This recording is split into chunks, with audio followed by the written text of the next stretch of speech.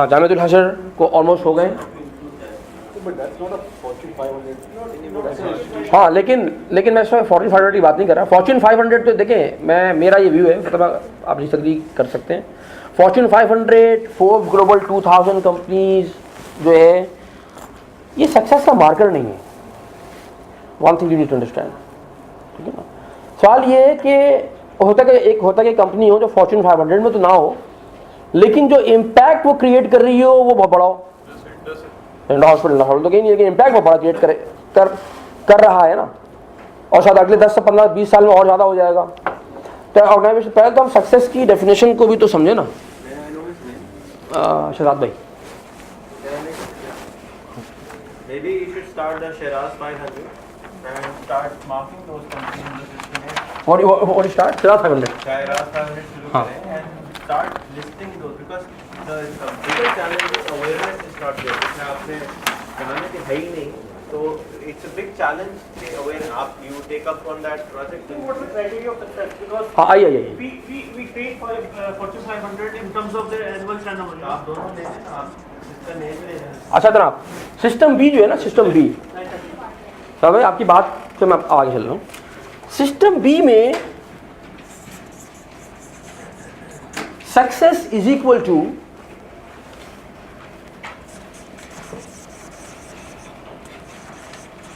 material and financial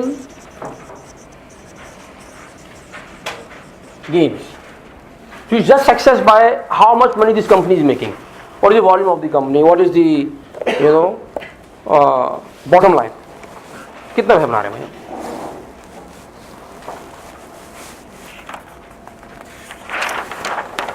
यार फैसल साहब? ये शीट लग सकती है सिस्टम में भी वाली, ना के लगा दे दीवार के ऊपर टेप से यार। हैं लिख तो रहा हूँ ना मैं भी। हाँ पर लिख भर जाएगी, यहाँ लगा दे। नहीं बोर्ड पे को मिटा देता यार, आगे कोई टेंशन होती नहीं।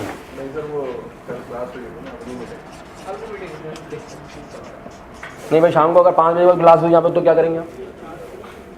तो लगा दें, उनसे बात कर लें कि ये हमारा है ना यार, उसको ना निकालें, और अगर निकालना है तो निकाल के रख लें, मैं सुबह आकर दोबारा लगा दूँ, ठीक है। सॉरी, सिस्टम ए शहबाज भाई, success is equal to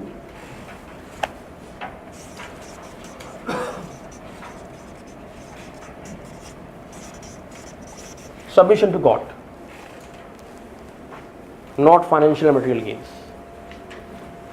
You make money or you don't make money. You have to follow the instruction of Allah subhanahu wa ta'ala at all cost. System B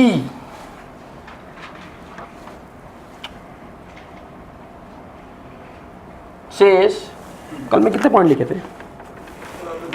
2 लिखे थे ना, तीसरा है हाँ, और जो चौथा हो गया। चौथा ये है कि results are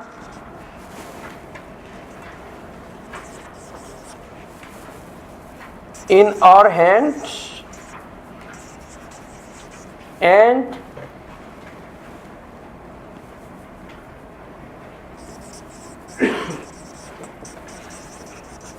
we get them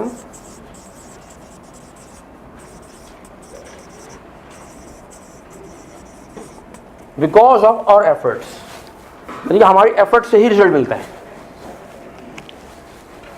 जी मैं आपको यंग्स की स्टोरी मालूम है? यंग्स हाँ, अगर वो मैनेजमेंट होते हैं बहुत ज़्यादा, हाँ क्या खरीदे की बेसिस पे, जी आ रहा हूँ बस, उस पर भी आ जाता है, क्लाइंट है हमारे।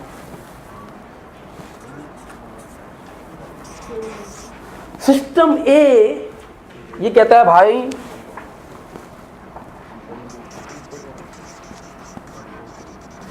intentions and efforts are in our hands,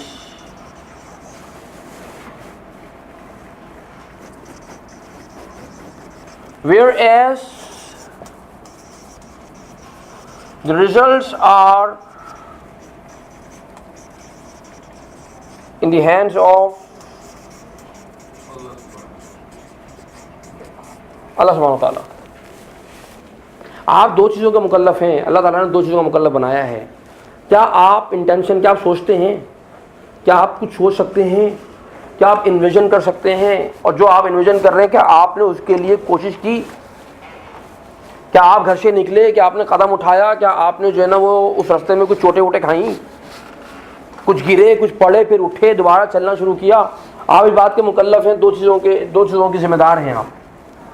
नतीजा अल्लाह सुब्हानहू तआला के इख्तियार में है। कभी कभी आप बहुत मेहनत करते हैं किसी काम पे, आपको नतीजा ना मिले, आपको ना मिले, हो सकता है और होता है मतलब। लेकिन जब हम ये सोचते हैं ना, और अगर ये बिलीव हो, तो आप कभी डीमोटिवेट होंगे नहीं। डिमोटिवेशन कब आती है? जब आप सिस्टम में सोच रहे होते हैं। क्या मतलब, मैंने इतनी मेहनत की थी, मैंने ये किया था, तो मुझे ये क्यों नहीं मिला? नहीं मिलेगा भाई आपको बहुत दफा। और उसकी सिस्टम में इसमें अगर एक और चीज़ ऐड कर लें कि results will not be ready in this world, हो सकता है उसके रिजल्ट आखिरत में आपको ज़्यादा मिल जाए। हाँ, तो result should come, I should be able to see the results. ये एक और पोनी है भाई, क्यों, why do you want to see the results यार? What if you put your efforts and the next generation will get the results? मैं ही क्यों देखूं रिजल्ट? यानी कि हमारे घर में, मुझे याद है हमारे घर में एक आम का दरख्त होता था, और बचपन में हम उससे आम तोड़ खाते थे। वो दरख्त लगाया था, हमारे एक ताया थे, उन्होंने खाया भी नहीं। उन्होंने वो दरख्त लगाया था जब वो यंग थे, उनका इंतकाल हो गया लेट 70s में। वो दरख्त ने फल देने शुरू किए मिड 80s के अंदर, और हम बचपन में वो उसके आम खाते खाते बड़े हो गए। उन्होंने जो लगा, अब वो सोचते हैं कि यार मैं अगर आम लगाऊंगा अभी, वो 15 से 18 साल लगते हैं आम का दरख्त बनने में, छोड़ो भाई, मैं कहाँ को लगाऊँ भाई? ये ज़रूरत क्या है मुझे लगाने की? मैं इतनी मेहनत करूँगा, इसको लगाऊंगा, पता नहीं मेरी ज़िंदगी भी रहेगी नहीं रहेगी 15-20 साल तक। तो अगर दुनिया इस तरह सोचना शुरू कर देना, तो दुनिया में कोई काम ना हो। ये फोनी है कि जी मुझे रिजल्ट अपनी ज़िंदगी में ही देखना है। भाई क्यों देखना है अपनी ज़िंदगी में? इसलिए मैं कह रहा हूँ अल्टीमेट विजन होना चाहिए। हम क्या करते हैं, जो हमारे इंटरमीडिएट विजन होते हैं ना, इंटरमीडिएट होने चाहिए, उनको हम अल्टीमेट बना के चलना शुरू कर देते हैं। मैं डॉक्टर बनना चाहता हूँ, अरे भाई डॉक्टर बनना चाहता हूँ, ये आपकी ज़िंदगी का अल्टीमेट विजन होना ही नहीं चाहिए। और उसकी ज़िंदगी में जो ना होता है, यार अब डॉक्टर बनना है, मुझे तो इंजीनियर बनना है, मुझे एनडी जाना है। अब अगर डॉक्टर नहीं बन सका, क्योंकि उसकी ज़िंदगी लिंक हुई हुई थी डॉक्टर बनने से ना, उसको ऐसा लगता है कि डॉक्टर नहीं बनने का मतलब ये है कि बस अब ज़िंदगी तो ख़त्म हो गई है भाई, है? हाँ, अब तो मैं कुछ भी नहीं कर सकता। इसका मतलब ये है कि यार मैं क्या करूँगा? सर लेकिन रिजल्ट ओरिएंटेड अगर आप नहीं है, मैं ये नहीं कह रहा कि रिजल्ट ओरिएंटेड ना हो, मैं कब कह रहा हूँ? मैं ये तो नहीं कह रहा हूँ रिजल्ट ओरिएंटेड नहीं होना चाहिए। मैं तो ये कह रहा हूँ कि आपका बिलीव होना चाहिए। हम रिजल्ट की कोशिश करेंगे ना, हम कोशिश तो कर रहे हैं ना भाई, लेकिन कभी आपकी कोशिश करने के बावजूद रिजल्ट आपकी मंशा के मुताबिक नहीं आएगा, तो उस वक्त आपको पता होना चाहिए कि ठीक है, ठीक है। तो हम कहेंगे ठीक है भाई, मतलब मर्जी थी, नहीं हो सका। हज़रत नूह अलैहिस्सलाम मिसाल तौर पे, अब नबी मिसाल ले सकते ना। हज़रत नूह अलैहिस्सलाम कितने बड़े पैगम्बर थे? नहीं, कितने साल मेहनत की? 950 साल मेहनत की। रिजल्ट आउटपुट क्या था? चले 80, 85, 90, 70 लोग। Now you see the period of 950 years, an output of 80 years, 80 people, 80 units. यार ये क्या रिजल्ट है यार? And if you go to one of the best consulting firms in this world today, आप जाइए, मैं आपको बताता हूँ, आप जाइए, आप McKinsey जाइए, KPMG जाइए, AC Nelson जाइए, आप जाएं और वो कहें कि there was a guy who was working on a project, and he worked on that project for 950 years, and he was only able to produce 80 units. What do you say about that project?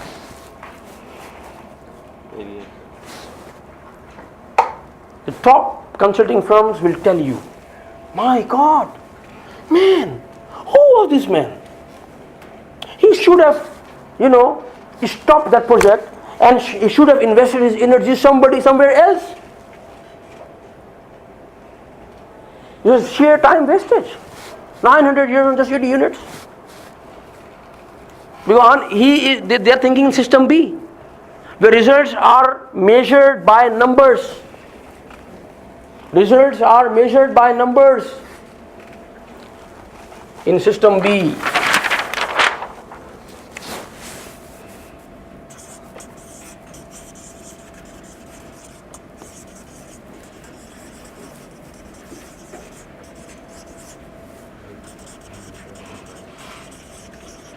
Numbers. System A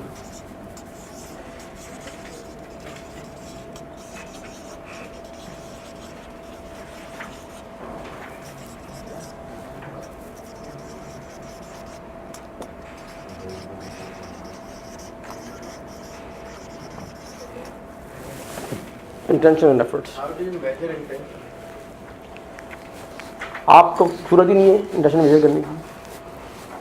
आप किसी और की intention को क्यों major कर रहे हैं भाई? आप अपनी इंटेंशन को मेजर करें ना। इंटेंशन को मेजर करना अल्लाह का काम है, अल्लाह पे छोड़ दें। क्या मैं ऑनेस्टली क्या मैं किसी की इंटेंशंस को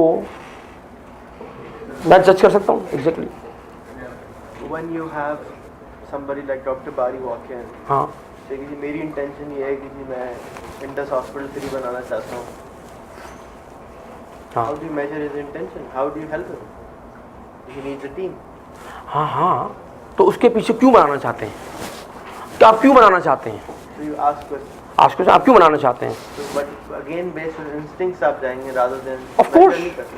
आप मेजर नहीं कर सकते ना। ये मैंने पूछा सवाल। हाँ। हाँ। मैंने कहा सर क्यों कर इसलिए आप देखेंगे जो सही बुखारी है ना, इमाम बुखारी की, उसकी पहली हदीस कौन सी है? इस बुक स्टार्ट हो इन्नमल अमालु बिन्नियात। अच्छा, इसका मतलब ये नहीं है कि जुनैद साहब का रिजल्ट ऑलरेडी नहीं होना चाहिए। आप मेजरमेंट के लिए कॉन्क्रीटनेस के एलिमेंट डालेंगे और आप उसके लिए कोशिश करेंगे। तो नूह अलैहिस्सलाम जो है ना फेल नहीं हुए, उनका फेलियर नहीं है। हर वो शख्स फेल हो गया जिसने उनकी बात को नहीं माना, वो फेल हो गए। अगर तो आउटपुट जीरो भी होता ना, जीरो, तब भी वो फेल नहीं थे। ये उन्होंने अपना काम पूरा किया ना। तो मैं और आप रिस्पॉन्सिबल इस बात के, क्या मैं और आप अपना काम पूरा कर रहे हैं कि नहीं कर रहे हैं? हाँ, जब रिजल्ट ना आए तो इसका मतलब ये भी नहीं है कि मैं ये सोच के बैठ जाऊँ अरे अल्लाह की मर्जी यही थी। सॉरी भाई, इसका मतलब ये नहीं है। इसका मतलब ये है कि आई हैव टू एनालाइज कि भाई ये जो रिजल्ट नहीं आया या ये जो हमारे हालात आज हैं यार, इसमें जो है ना हमारा कितना कसूर है। सर कि ये एक और मिसकंसेप्शन या आपकी ज़बान में फ़ोन ही बन सकता है, या आपने विजनिंग सही नहीं की, आपने कॉन्क्रीटनेस जी, नहीं की, जी, आप फेल हो गए, आपने कहा कि भाई ये तो मतलब अल्लाह की मर्जी। हाँ, तो ऐसा ना करें। मैं कह रहा हूँ आप क्या करें, आप एनालिसिस करें भाई। आप किसी एक्सपर्ट से एनालिसिस करवाएं अपना कि भाई ये बताएं कि हमने ये सोचा था, क्या हमने जो है ना वो प्रॉपर आपके ख्याल में हमने रोड मैप सही बनाया, क्या प्लान सही हुआ, क्या हमने आप ये सोचा कि आप टीम ने एफर्ट पूरी की? अगर मैंने एफर्ट ही पूरी नहीं की, मैंने प्लानिंग ही पूरी नहीं की, मैंने टूल्स ही इस्तेमाल नहीं किए, मैंने असबाब ही सही इख्तियार नहीं किए और रिजल्ट नहीं आया, तो सॉरी अल्लाह की मर्जी ये नहीं थी। अगर चिल्लू जो है, चिल्लू अगर उसको हार्ट अटैक हो जाए और वो हॉस्पिटल में पहुंच जाए और एक अल्लाह की मर्जी ये थी, तो मैं ये कहूंगा कि अल्लाह की मर्जी ये नहीं थी, ये आपकी मर्जी थी। आप मर्जी से आए। अल्लाह की तो मर्जी ये थी कि आप सेहतमंद होते, आप हेल्दी होते, आप जो है ना वो एक अच्छी एक्टिव ज़िंदगी गुजारते। ये तो आपके अपने हाथों की कमाई है। तुम्हें जो मुसीबत पहुंचती है, कुरान में फरमाया तुम्हें तो मुसीबत पहुंचती है, वो तुम्हारे अपने हाथों की कमाई होती है। तुम जो फंसते हो, तुम जो मुसीबत में आते हो, तुम्हारे अपने हाथों की कमाई होती है भाई। तो आप पहले तो मैं ये देखूँ ना, अपनी तरफ निगाह करके देखूँगा मैंने कहाँ पे गड़बड़ की हुई है। हाँ, कहीं पे गड़बड़ नहीं हुई, सब चीज़ें बिल्कुल सही हैं, और कुछ हो जाए तो ठीक है। मतलब वो अपनी डायरेक्शन देखें, अपने एफर्ट्स देखें, अपने एफर्ट देखें, डायरेक्शन देखें एनालाइज और उसको बेहतर करने की कोशिश करें, उसमें जो कमी बेहतर करने की कोशिश करें और तवक्कुल अल्लाह पे करें। तवक्कुल नतीजे के लिए होता है कि हाँ मैं अपनी कोशिश करूँगा पूरी और रिजल्ट अल्लाह के हाथ में होगा। तवक्कुल का मतलब ही क्या है? तो आप कहें तवक्कुल बड़ा है उनके अंदर। तवक्कुल का मतलब क्या है? अगर आप डॉक्टर साहब की ज़िंदगी को उठा के देखें, अब्दुल बारी खान साहब की, तो टायरलेस एफर्ट करता है वो आदमी। उनकी माशाल्लाह। भाई फवाद साहब, डॉक्टर साहब हेल्दी हैं, फिट हैं। आपने पूछा कि आप कब वॉक करते हैं? ये नहीं पूछा आपने, पूछना चाहिए था आपको। फजर के बाद करते जी नहीं, फजर से पहले करते हैं। फजर के बाद तो बहुत लेट होता है भाई उनके लिए। क्या मतलब है फजर के बाद? क्या मतलब? फजर के बाद तो शीट पे होते हैं अपनी। फजर के बाद तो he is on seat in office. वो फजर से पहले करते हैं भाई। ताजुद में उठते हैं, ताजुद की करके अपने सारी जो अस्कार उसकार सब करके वॉक जॉग हिल पार्क के पास रहते हैं, वहीं पे करते हैं। और अक्सर फजर की नमाज़ पढ़ते हैं हॉस्पिटल की मस्जिद में जी। और सुबह 5 बजे 5:30 बजे शीट पे होते हैं और 8 साढ़े 8 बजे तक 9 बजे तक हॉस्पिटल में होते हैं। और 9 बजे चले जाते हैं सिविल हॉस्पिटल, इसलिए कि सिविल हॉस्पिटल के कार्डियोलॉजी डिपार्टमेंट के भी वो हेड हैं, क्योंकि गवर्नमेंट छोड़ी नहीं रही उनको। जो उन्होंने स्टैब्लिश किया था लेट 80s में, आज तक वही है। गवर्नमेंट ने ये भी करना है आपने। वहाँ जाते हैं, फिर दोपहर तक वहाँ होते हैं, फिर वापस आते हैं। He is running 2 institution at the same time. तो वो अपनी सेवा करते हैं, शाम को टाइम फैमिली को देते हैं, अपनी पर्सनल लाइफ को देते हैं, दिन में हॉस्पिटल दोनों हॉस्पिटल्स को देखते हैं, मैनेज करते हैं। माशाल्लाह is a fit and healthy man. और आप बात करें आपको लगेगा नहीं कि आदमी स्ट्रेस में लगता है भाई। कि यार ये क्या है, ही सो रिलैक्स्ड कूल काम वेरी डाउन टू अर्थ, है ना, धीमा लहजा। यानी हमारी तरह जो है ना वो फन्ने खानियाँ नहीं, ये क्यों वो क्यों, मैं सच में भी कर रहा हूँ यार, तो ये देख लो यार, ये है। हाँ कुरान की तफसीर भी लिख रहे हैं, ट्रैवलिंग भी कर रहे हैं, तो हाँ बचपन से उनके साथ रहा करीब। हाँ लेकिन मुझे ऐसा लगता है फाउंडेशन फेल हो गई। बहुत बड़ा विजन था कि हाँ। वहाँ ये क्यों होता है हमारे साथ ऐसा? कैसा? जैसा हुआ हमदर्द फाउंडेशन के सामने। हाँ अब मुझे तो हमदर्द फाउंडेशन की मुझे नहीं मालूम, हमदर्द फाउंडेशन का स्ट्रक्चर मुझे नहीं मालूम ना, स्ट्रक्चर क्या था, क्या विजनिंग के पीछे कोई स्ट्रक्चर विजन होता। उनका विजन तो बहुत ज़बरदस्त था, लेकिन अगर वो स्ट्रक्चर्ड वे में शेयर नहीं हुआ तो चांसेस इस बात के हैं कि जब तक वो बंदा है विजन है, बंदा हटा विजन गया। इसलिए विजन जो है ना वो it should not only be independent of time but it should also be independent of individual person. अगर आपका विजन किसी बंदे पे डिपेंड कर रहा है तो again you are at a severe risk. बंदा गया बीच में से, एग्जिट हुआ, वो विजन ही गोल हो गया। ये हर रोल के लिए तो नहीं कह सकते जी, ये हर रोल के लिए तो नहीं कह सकते। जो फादर का रोल है वो फादर ही नहीं रहा तो you can make a vision for generations, my dear friend. Why are you focusing on your 2 kids?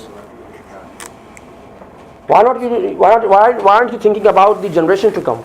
आपके बच्चों के बच्चे जो होंगे, क्या आप उनके बाप नहीं हैं? ये हस्बैंड में तो नहीं कर सकते, लेकिन जो बाद में मेरा नहीं, लेकिन हस्बैंड के अंदर आप प्रोटेक्शन देते हैं, आप यू शो कि आपने फाइनेंशियल सिक्योर किए, एक प्लान लिया हुआ बच्चों का एजुकेशन प्लान। तो ठीक है, कुछ रोल में आप जनरेशन में नहीं जाएंगे ना। हाँ, वो ये कह रहा हूँ अगली जनरेशन में मेरी बेगम कैसी होनी चाहिए? अगला जन्म तो आपका है नहीं, 7 जन्म तो है नहीं, आपके तो नहीं है ना, किसी और का बिलीव है। ठीक है, तो ठीक है भाई, लेकिन जहाँ पे आप सोच सकते हो तो सोचे ना। उम्मती के रोल में सोच सकते हैं, सोसाइटी के रोल में सोच सकते हैं, बाप के रोल में सोच सकते हैं, व्हाई नॉट?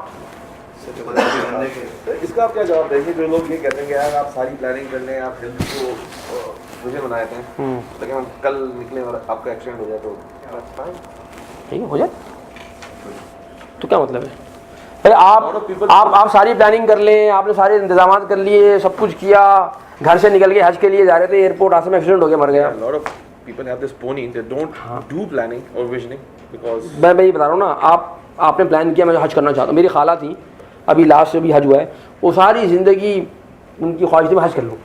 अच्छा भाई, अब वो financially they were not strong, तो वो थोड़े बेचारे कपड़े सीती थी, कपड़े सी के उन्होंने, उनके मियाँ जो हैं वो अखबार डालते थे और वो किताबें बेचते थे, उनकी छोटी बुक शॉप थी, पैसे जमा करके उन्होंने पैसे जमा किए, हर ज़िंदगी उनकी पैसे जमा करके। इस पिछले साल 2013 के हज में उनके पैसे पूरे हो गए। उन्होंने उनका फ़ोन बड़े हज पे मैं जा रही हूँ, अब तक ये पैसे लेने भी नहीं है, जाना अपने पैसे से, उनका ये भी एक वो था, और आप चले हम कुछ नहीं, और मैं से जाऊँगी।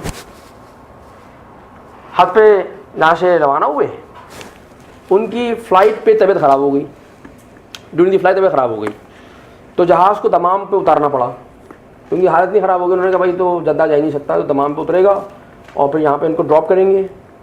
फिर फ्लाइट दोबारा मूव होगी। तो तमाम पे वो उन्होंने लैंड किया जहाज़ ने, उनको और उनके शर्मा खालू साहब को दोनों को उतारा गया और वो गए हॉस्पिटल लेके भागे उनको, और जनाब अली उनका जो है वो उस रात इंतकाल हो गया। खाला का उसी रात हॉस्पिटल में इंतकाल हो गया और वो हज ना कर सकी, है ना, हज तो नहीं हुआ भाई। लेकिन जब क़यामत के दिन वो उठेंगी तो कैसे उठेंगी? हो गया ना काम। अल्लाह सुब्हानहू तआला को इस बात से गर्ज नहीं है कि आपने तवाफ के चक्कर लगाए कि नहीं लगाए। भाई आप किस रास्ते में थे ये बताएं ना। आपका एक्सीडेंट हो गया, आप मर गए, लेकिन क्या आपने पीछे अपनी हेल्थ की प्लानिंग की थी? बस वो वही बात आपका काम उतना है कि आज का जो दिन है ना, आज का दिन वो एंकर होना चाहिए आपका आगे से। अब आज के दिन अगर आपका आखिरी दिन है कोई प्रॉब्लम नहीं है, कोई प्रॉब्लम। लेकिन अगर आप ज़्यादा जी रहे तो कम से कम आप तो पता तो हो ना, हेल्दी लाइफ तो हो ना।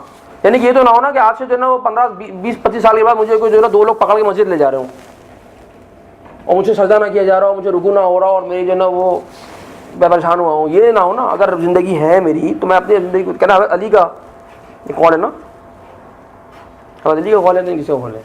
वो मफहूम कुछ इस तरह से है कि you know work as if no prayer will help and pray as if no work will help you. यानी कि आप दुआ करें तो आपकी दुआ में इतना यकीन होना चाहिए कि मेरी दुआ तो कबूल होगी ही होगी।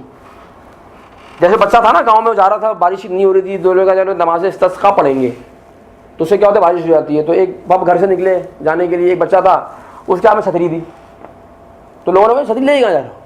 बारिश होगी। उसने कहा कि भाई आप तो आप कहते हैं दुआ करेंगे तो बारिश हो जाती है, तो दुआ करें बारिश हो जाएगी तो घर कैसे आएंगे हम लोग? तो छतरी तो होनी चाहिए ना साहब। उसका बिलीव था कि हम जब दुआ मांगेंगे तो बारिश तो हो जाएगी। तो भाई दुआ जब अल्लाह से मांगेंगे तो हमारी बिलीव ऐसा होना चाहिए। जब एफर्ट अपनी करें हम किसी विजन के रास्ते में, तो एफर्ट हमारी ऐसी होनी चाहिए कि यार आखिर मतलब ऐसी एफर्ट है कि यार ये एफर्ट जो है ना ये तो रिजल्ट आ ही जाएगा। रिजल्ट लाना अल्लाह ने आएगा, लेकिन मैं एफर्ट अपनी पूरी करूँ ना, पूरा दम लगा दूँ अपना काम के लिए। Sister, you got to say something for long. Learn something what you like, you enjoy. Chances are 50-50 that your children won't do your vision because they are all individuals. Just like you and follow your own vision, you have children who have to support their vision. Chances are 50-50 they will not be with you following your vision. But you can increase those chances by sharing your vision with your kids. Right, but what I'm saying is also get ready to have 5 careers in your life. Why one? That's what puts you on the hook of you don't know how to choose what to start with because you are only choosing one thing. Why one thing? Things should go parallel. Start one, start out. Next comes, as it goes parallel, one goes out, one comes in. Chances are one of those might fit your children. हाँ, ये भी कर सकते हैं आप of course, but you have to work on your children. अगर आप चाहते हैं कि आपकी फैमिली लेके चले विजन को, तो आप वर्क करें बच्चों के ऊपर। ये इस हवाले से भी एक खास सवाल मेरा कि जैसे फॉर एग्जांपल ये इन्हीं का जो पॉइंट है कि बहुत से लोग होते हैं कि पेरेंट्स दे टेल चिल्ड्रन के नहीं तुमने तो जो है वो BCCA करना है या BCom करना है या तुमने तो यही करना है, तो वो किस तरह से, और बच्चा जो है वो उसका नहीं होता उस तरह से फिट उस चीज़ के लिए, ठीक है। उसको किस तरह रिकनसाइल किया जाए कि आपका विजन एक है और आपके बच्चे का विजन हो सकता है उससे कुछ मुख्तलिफ हो रहा हो। I'll come on that. I'll be coming on that later section. अच्छा, let me finish that story एक मिनट। पहले मैं एक काम पूरा कर लूँ यार, फिर रह जाएगा फिर बहुत स्टोरी लंबा हो गया, तो होल्ड इट। तो मैं बता रहा था कि खैर वो उनका जो विजन था गाजी यूसुफ अली साहब का, that is continued and that is there. और जब आप विजन बनाते हैं तो कभी कभी ऐसा भी होता है, याद रखें कि विजन जो है ना आपका वो टेस्ट भी हो जाता है। विजन की स्ट्रेंथ टेस्ट भी हो सकती है भाई साहब कि जब विजन बनाया था वो किन ग्राउंड के ऊपर है, उसकी स्ट्रेंथ कितनी है। तो गाजी यूसुफ अली साहब का जो विजन था उसका भी टेस्ट आया, मगर विजन बनने के बहुत अरसे के बाद वो टेस्ट हुआ। और जो पहला टेस्ट उनके विजन का आया वो आया इन 1880s, 1883 था, 1884 था, एग्जैक्ट मुझे साल याद नहीं, 1880 की दहाई में पहली मरतबा उनका विजन टेस्ट हुआ। Because in 1880s it was the first time जबकि उस इलाके में मैसेकर हुआ, पहली मरतबा उस जगह पर मुसलमानों को मारा गया 1880। और ये वो दौर है जबकि ग्रेट ऑटोमन एम्पायर अपने आखिरी पीरियड में एंटर हो चुकी थी, है ना। खांसी नजला शुरू हो चुका था, हॉस्पिटल चक्कर लग रहे थे ऑटोमन एम्पायर की। तो फिर एक हुआ, हमला हुआ और कुछ मुसलमानों को मारा गया। और उस ज़माने में 1880s में जिन लोगों ने उस एडवर्सिटी में अपनी कौम को यकजा किया और लीड किया, वो कोई और नहीं थे बल्कि गाजी हुसरफ बे मदरसे के ग्रेजुएट्स थे। बाकी सारे लोग इधर उधर हो गए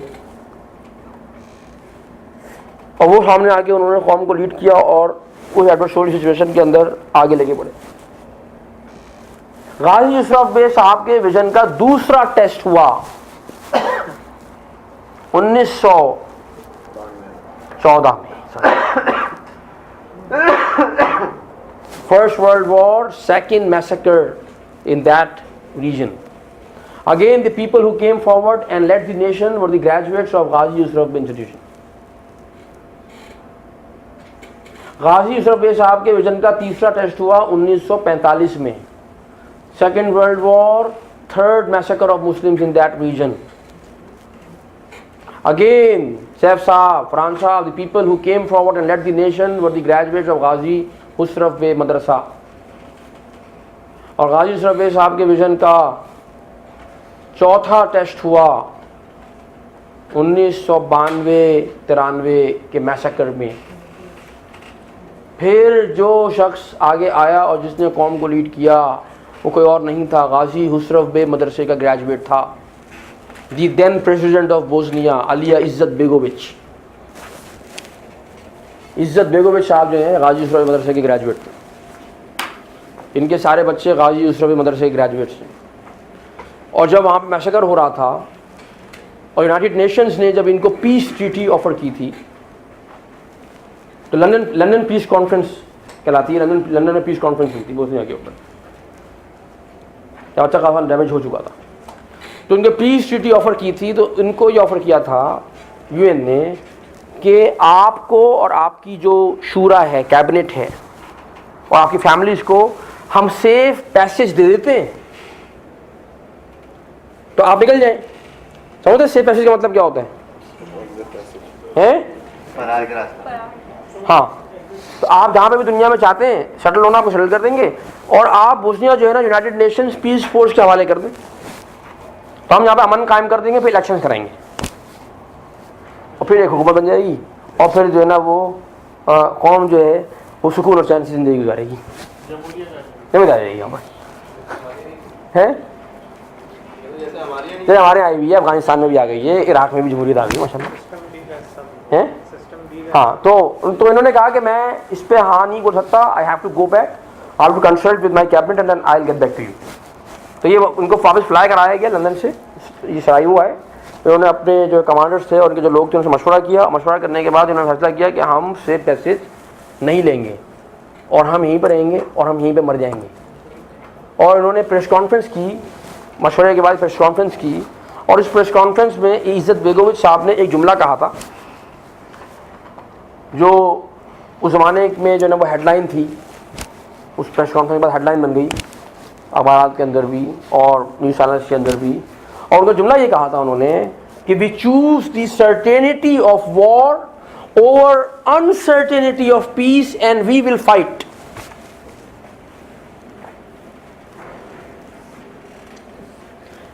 ये जो जुमला है ना, आपका क्या ख्याल है, ये कोई विजन लेस आदमी कह सकता है? जिस आदमी को नजर ना आ रहा हो कि आगे क्या होने वाला है, जिस आदमी को ये ना पता हो कि peace treaty, UN peace treaty का मतलब क्या होता है, क्या ख्याल होगा ऐसा आदमी जुमला कह सकता है? सॉरी, तो बहुत दूर की इनको मालूम था कि इसका मतलब ये मैंने साइन की और उसके बाद जो होगा जो कि अब हम देख रहे हैं।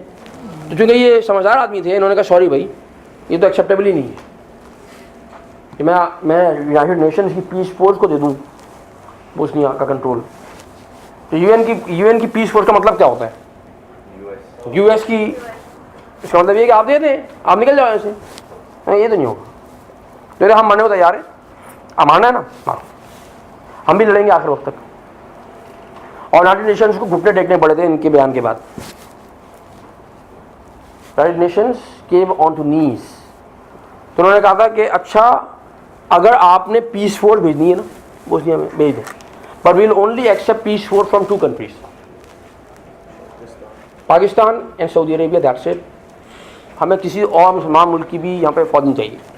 अगर ये 2 कंट्रीज की फौज आ सकती है तो हम वेलकम करेंगे, अदरवाइज हम किसी को वेलकम करने को तैयार नहीं है। Then we are ready to fight. आइए, जिसके नतीजे में पाकिस्तान आर्मी गई थी, अगर आपको याद हो 1993 में, वो टेलीविजन के ड्रामे शामे ही बने थे उस ज़माने में। पाकिस्तान आर्मी गई थी, सऊदी आर्मी भी कुछ थी, फिर पाकिस्तान, सबसे ज़्यादा पाकिस्तानी NGOs गई थी, फिर वहाँ काम किया था, एजुकेशन के ऊपर बड़ा काम किया, और चीज़ों पर बड़ा काम किया। दुनिया में जो है ना वो चंद कौमें ऐसी हैं जो पाकिस्तानियों की बहुत ज़्यादा इज्जत करती हैं आज भी। हाँ, उनमें एक ये हैं, यानी कि बोस्नियन जो है ना वो पाकिस्तानियों की रिस्पेक्ट करते हैं बहुत ज़्यादा, क्योंकि उनको मालूम है कि इन्होंने हमें बहुत ज़्यादा सपोर्ट किया था। लाइबेरिया, अफ्रीका में लाइबेरिया के लोग बड़े रिस्पेक्ट करते हैं, श्रीलंका के लोग करते हैं कोई रिस्पेक्ट। और अब तो खैर इज़्ज़त बेगोविच साहब तो he is no more, he is gone. लेकिन सवाल ये है कि आप ये देखो कि यार एक आदमी जिसने 1531 में ये कहा था कि एक ऐसा इंस्टीट्यूशन होना चाहिए जो आने वाली जनरेशन्स को कनेक्ट रख सके ना, तो पिछले 500 सालों में हुआ क्या है? That is the only institution which is proven कि यार कुछ लोग चंद लोग हमेशा उस इलाके में रहे हैं कि जिन्होंने अल्लाह के और उसके रसूल के नाम को वहां से ख़त्म होने नहीं दिया है भाई। तो गाजी उसरफ बे साहब क़यामत में उठेंगे और उनसे पूछा जाएगा भाई आप बताएं क्या किया जब जो ज़िंदगी मिली थी, कहाँ लगाई, कहाँ लगी ज़िंदगी? हाँ, ज़िंदगी कहाँ लगी, टाइम कहाँ लगा? हम क्या कहेंगे? चिल्लू बने, शेल में लगाई, टोरियल में लगाई है जी, और जो है ना वो फिलिप्स में लगाई। वो कहेंगे कि भाई मेरे पास अपॉर्चुनिटी थी, मैंने तो एक जो है ना वो छोटा सा मदरसा बना की बुनियाद रखी थी, मैं यही कर सका था अपनी ज़िंदगी में, और तो कोई बड़ा काम हो नहीं। तो शायद अल्लाह सुब्हानहू व तआला फरमाएंगे कि तुमको मालूम है कि तुमने जो मदरसे की बुनियाद रखी थी उससे हुआ क्या है? उससे हुआ ये है कि उससे ज़माने से लेके और आखिर ज़माने तक उस इलाके के अंदर मेरा नाम मुकम्मल तौर पे ख़त्म नहीं किया जा सका, क्योंकि वो हमेशा एक जनरेशन प्रोड्यूस करता रहा। तो यही होगा ना। तो एक पावरफुल अल्टीमेट विजन जो होता है ना मेरे भाई, वो बहुत बड़ा सदका जारिया भी होता है। अभी इस इंस्टीट्यूशन की क्या हालात है? मसला तो तालीम दे रहे हैं, नहीं साइंटिफिक भी दे रहे हैं, दोनों इनकी हमेशा से दोनों चलती थी। इनकी अब खाली दीनी तालीम नहीं होती थी, बल्कि उस ज़माने में दीनी तालीम और अस्सी तालीम का अलग अलग कॉन्सेप्ट था ही नहीं। इसकी पीछे भी कहानी है कैसे आया, क्यों हुआ, ये तो रिटेलिएशन में डेवलप हुआ था, और वो बदकिस्मती है हमारी कि वो चल गया, इसी तरह चल रहा है, बदकिस्मती हो गई हमारी। ये तो करिकुलम जो डेवलप हो रहा है आज भी, मतलब कोई प्रॉपर बोर्ड है? हाँ, बोर्ड है इनका, पूरा स्कॉलर्स का बोर्ड बैठता है। ये तो हमारे पास जो आपको लगता है ना, ये तो इसलिए कि 1838 के बाद रिटेलिएशन में मदारिस डेवलप हुए थे हिंदुस्तान सब कॉन्टिनेंट में, और वो चल रहे हैं आज तक। वो डिस्कनेक्शन पैदा हो गया, उसका नुकसान हुआ है, जो नुकसान हुआ है वो हमें मालूम है। I don't want to go into the details, but there are. Madrasa should not be compared to our नहीं है तो दीनी मदरसा, असली तालीम भी उस आइडियोलॉजी के अम्ब्रेला में होती है। Okay, so let's take a break. मैं आपको 3-4 एग्जांपल दे दूँगा अल्टीमेट विजन की। इंडस हॉस्पिटल, गाजी यूसुफ पे 3M, मैं दुनिया की मिसालें भी दे दी, कॉर्पोरेट वर्ल्ड से भी दे दी, तारीख से भी दे दी, ताकि हम बात को समझें कि अल्टीमेट विजन का मतलब क्या है। इंशाल्लाह after the break we will come back, will discuss.